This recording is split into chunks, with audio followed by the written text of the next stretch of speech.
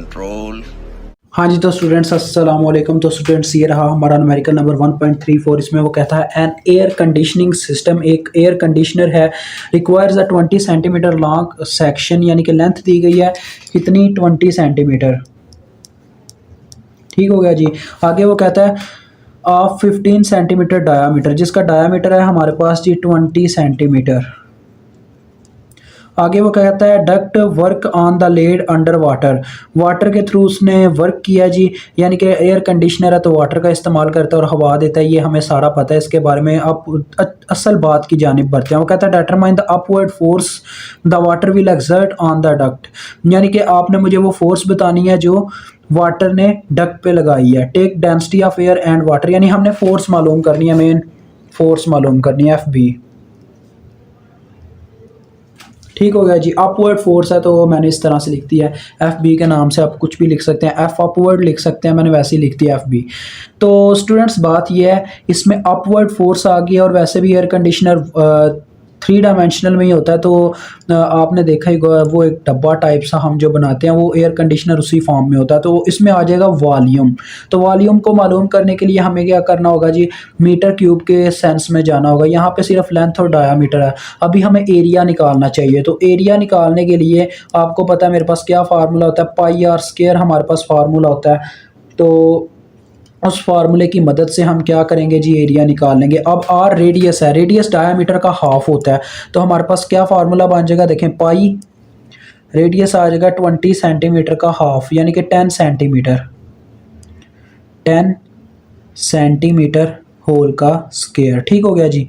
तो ये बन गया। अब एरिया सेंटीमीटर स्क्वायर में आने वाला, अभी ये मीटर स्क्वायर में नहीं गया। तो चलें देखते हैं कितना बनता है। ये 100 आ जाना, 3.14, तो 3.14 मल्टीप्लाई बाय 100, तो 314 सेंटीमीटर स्क्वायर आ रहा है। ठीक हो गया जी। तो लेंथ और एरिया आ गया। अब हम वॉल्यूम निकालेंगे। वॉल्यूम क्या होता है जी, वॉल्यूम होगा यहाँ पे एरिया मल्टीप्लाई बाय लेंथ। अब ये सेंटीमीटर क्यूब में जाने वाला है।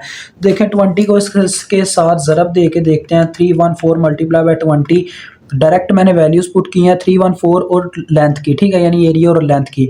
तो ये आ रहा है 6280 मल्टीप्लाई बाय मल्टीप्लाई का सेंटीमीटर क्यूब, मल्टीप्लाई ही हो रहा है, समझ लें सेंटीमीटर क्यूब यूनिट है, वैसे मल्टीप्लाई मैंने डाल दिया, ठीक है।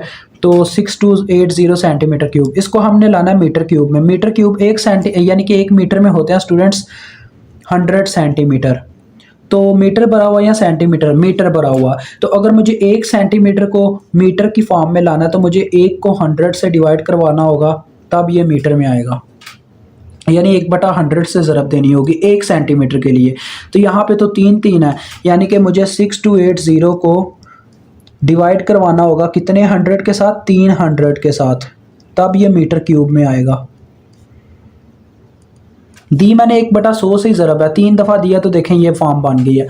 अब देखते हैं कितना बनता है ये 6280 डिवाइडेड बाय 1 2 3 4 5 6, 1 2 3 4 5 6, ठीक हो गया।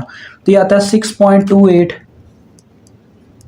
Multiply by 10⁻³ metre cube. अब स्टूडेंट्स हम फार्मूला लगाएंगे फोर्स के लिए। अब यहाँ पे एक लॉ लगता है जिसका नाम है आर्किमिडीज प्रिंसिपल, ठीक है। अब ये कोई न्यू ही कोई लॉ है, अब मैं इसके बारे में ज़्यादा तो नहीं जानता, लेकिन कहते हैं कि जब हमें अपवर्ड फोर्स निकालनी होती है जो वाटर पे लगती है तो हम इस प्रिंसिपल का इस्तेमाल करते हैं, जिसमें हमारे पास एफ बी जो है वो बराबर हो जाता है डब्ल्यू डक्ट के, यानी कि जो वर्क लग रहा होता है डक्ट के ऊपर, तो उसका फार्मूला होता है हमारे पास रो जी एच, ठीक है। लेकिन यहाँ पे एच की जगह वॉल्यूम का इस्तेमाल होगा, तो ये इसका फार्मूला बनता है। ये क्या है जी, आर्की, इसका नाम मैं लिख देता हूँ, आर्किमीडिया प्रिंसिपल, ठीक है, ये इसका नाम है इस लॉ का। तो रो जी एच इसका रो जी वी इसका फार्मूला है।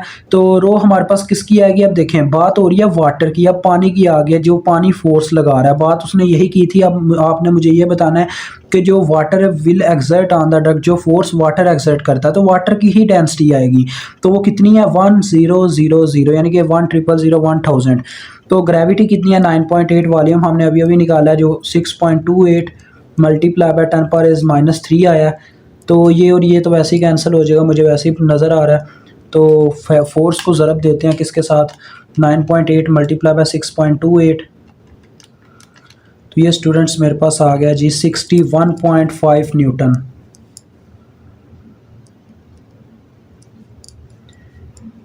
तो हमारे पास कुछ यूँ आंसर आ रहा है।